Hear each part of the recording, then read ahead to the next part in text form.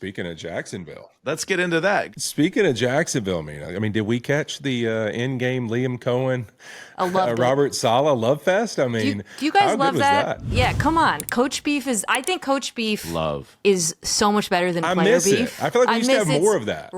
Bring back real hate. Bring back Jim Schwartz and Jim Harbaugh and Pete Carroll when they used to go at it. I love when coaches hate each other so much. I still do the deal at the end of the game. Like, I still like to watch the handshake because I just love to, like, I want to see if there's a little animosity. I want to see how much, like, kind of energy they give each other.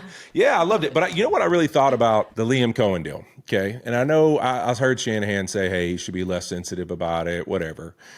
What I thought was cool, and I think knowing Liam well, and I think what his real motive, I feel like, from it is it's one of those things where, and you know this, Mina, like, I feel like Robert Saleh, who I love to death, I communicated with him, this past offseason a little bit, really got a lot of respect for him, but I feel like that's not something he would have said in a presser the week he's playing KOC, the week he's playing, Matt LaFleur, the week he's playing Sean McVay. Like, I just don't think he would have said it in those pressers, but he said it in the presser against Liam. Obviously, we know how the hire went down last year at Jacksonville. There was some chances he got that job. But also, I feel like he kind of feels like Liam's the guy he could maybe say that shot to. And Liam defended himself, which I kind of respect on all parts. I love Saleh's part of it, but also love Liam's. And I respect it, but I think it's kind of cool that Liam stood up for himself because I know that he'd want no part of Saleh in any physical Very altercation. Few coaches would, I feel. But like. hey, he was great. I mean, he gave him the little shout and he took off running and he did the whole deal like hold me back, security guard. You know what I mean? No, like, hold it was on. great. My question is, out. but did he not say anything and then he got 10 yards away and then he turned around and said something? Is that how it happened? That's what it seemed like to me. I couldn't catch how close the actual interaction of the comments went. I mean, they were heated for sure. I had to watch the interaction several times to actually figure out where Liam Cohen was because he was really far away. I told it to my wife, and she's like, my wife was like, I don't even see Liam. I'm like, no, he's way over there, baby. He's right back there. That's Liam right there. But that's exactly what it was like. But I do respect that he kind of stood up for himself. Now, he was also feeling pretty good after a big dub. Yeah, definitely would not have done it if they hadn't won. No question. It's no question. Sneaky tall guy, by the way, Liam Cohen. Sneaky tall. People don't know. He is sneaky. Well, he was a QB. Yeah. Yeah. Well, I started looking up because I was wondering, like, the tail of the tape. I started looking up if he had any chance. Is like, okay, what were his rushing statistics at UMass? And he was more of a pocket passer. I don't think there's a lot of athleticism there, so I think he would have been in trouble. But I don't know. We had your guy. We had Sam Darnold on the desk the other day. We did. What do you think about those Seahawks this year? How far can they go? Well, I think it all starts with the defense. I'll get to Sam, but this is a top 5 defense to me. Like, I think they're so good at every level. But the pass rush, like, they don't have any star big name. I think Leo Williams should be a star, but he's not really. But they get after it. They're deep. They do really creative stuff with their pressures that confuses the hell out of quarterbacks. I think Mike Mack is a really brilliant defensive. I mean, look at Baltimore, right? Brilliant defensive coach. And then offensively, I think, they have an identity. They're going to get heavy. They're going to play action off of it. They're going to run outside zone from under center. And Darnold's a good fit for that. I thought he was so impressive on Thursday night. Like, probably his best game of the season. Some really high degree of difficulty throws. Feels like he has something special with JSN too. So I'm optimistic. I still got the Rams winning the division, but I think they're a wild card team. Yes, man. Yes.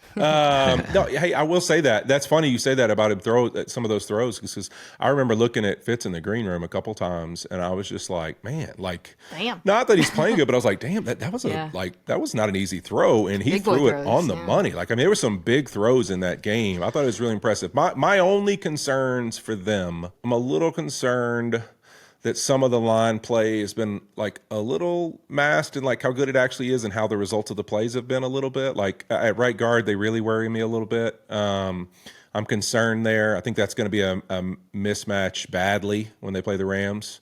So I think that, you'll look to the Rams to probably take advantage of some of that. But I think that's going to be a little bit of a struggle. I mean, Zabel on the other side, insane. Like, that's so cool. What a cool story. Yeah. I think he gave up his first pressure of the whole season during our game, which is just bonkers to think about. I was holding my breath when Simeon Rice was running by me as a rookie. So, screaming "Watch out" to Carson. But I can't imagine playing.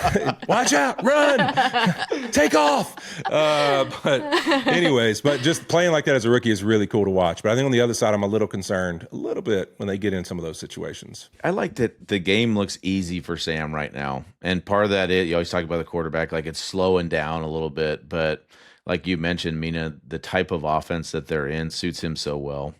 And I mentioned it in our broadcast. I mean, he was the 3rd overall pick for a reason. The dude is so talented, but he got put in a really tough situation, a couple tough situations, and I think that has really helped him like come through the other side and have a deeper appreciation perspective of what it's like to play quarterback. And you could just tell during our interview with him, like, how comfortable he is with this fit in Seattle.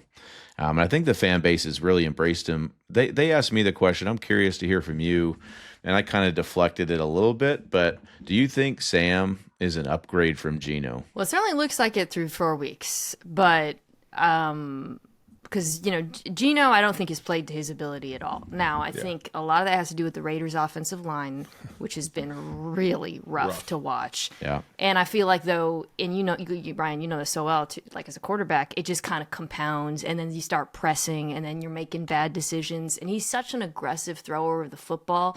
But in the past, and not everybody agrees with me on this, I felt like the accuracy downfield outweighed some of the maybe too much dip on your chip decision making, and now it kind of feels like that's shifted a little bit, but I still think he'll figure it out. I do think, however, for the system, for the fit, for what they want to do offensively, you are seeing that Darnold was a good choice. And I think as far as like this offseason goes, I mean, obviously Daniel Jones is doing what he's doing, but it seems like they made the best possible choice for them. I know that sounds like kind of a political answer, but I think it's working out for them, not necessarily because he's like so much better, if that makes sense. My answer was the combination of Kubiak and Darnold is better than the combination of Grubb and Geno. So that's how I answered it without. Well, look, I mean, we're talking about we feel the same bunch way. of former Jets quarterbacks, man. I mean, it was teammates. I know. I want them all to have Sam, success. I love these second act stories in the NFL. There's just I root for all of them. Baker, you want them all to succeed. There is no doubt about that. I think that's some of the coolest parts. I mean, you brought up Daniel Jones, Baker, Sam, Geno, all these guys really that have these opportunities. It's like, to me, that's the part, like, as a fan, like, forget having played the game.